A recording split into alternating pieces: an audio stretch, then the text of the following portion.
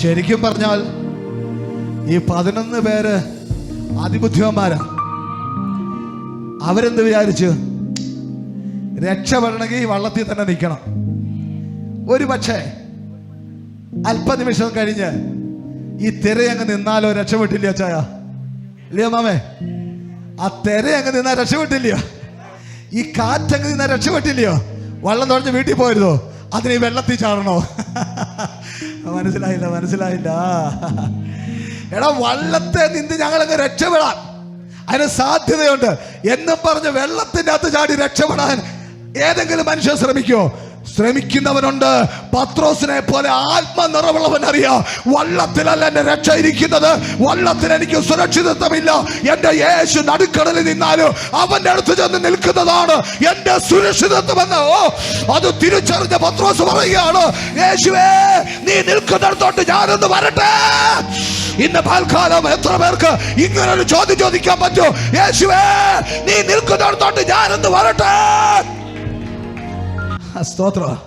വള്ളത്തിലല്ല എൻ്റെ സുരക്ഷിതത്വം, ആഞ്ഞടിക്കുന്ന കടലിൻ്റെ മധ്യത്തിലാണ് യേശു നിൽക്കുന്ന.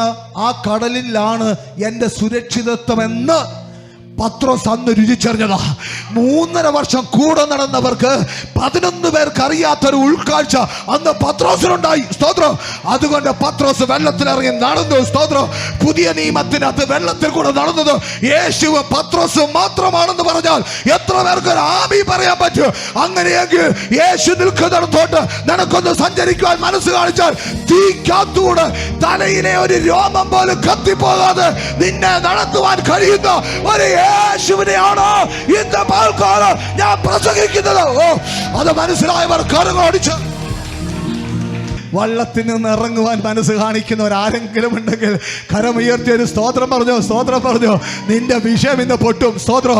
കാരണം യേശു നിൽക്കുന്നത് ആ പടകിനെ തകർക്കാൻ ശക്തിയോടെ കടന്നു വരുന്ന ആ തിരമാലയുടെ തലയിൽ ചവിട്ടിയാ നിൽക്കുന്നത്.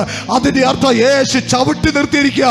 ആ തിരയോട് പറഞ്ഞു, എന്റെ ശിഷ്യന്മാർ പോകുന്ന ആ പടകെ തൊട്ടു പോകരുത്, അതിന്റെ അധികാരി ഞാനാണ്. വള്ളത്തിന്റെ അകത്തല്ല നിന്റെ സുരക്ഷിതം, പരിശുദ്ധാത്മാവെന്ന് പറയുന്ന ജീവനദിക്കകത്താണ് എന്റെ കർത്താവ് പറയുന്ന വള്ളത്തിലല്ല നിന്റെ സുരക്ഷിതത്വം, പരിശുദ്ധാത്മാവെന്ന് പറയുന്ന നദിയിലാണ് നിന്റെ സുരക്ഷിതത്വം. അങ്ങനെയെങ്കിലും പടക് വിട്ടുകളഞ്ഞ് യേശുവേ ഞാൻ അങ്ങോട്ടൊന്ന് വരട്ടെ എന്ന് ചോദിച്ച് ആ വെള്ളത്തിന്റെ മുകളിൽ നടക്കുവാനുള്ള ഒരു അധികാരത്തെ പകരുന്ന ഒരു പകൽക്കാലമാ. അതിനെ സ്വീകരിക്കുക.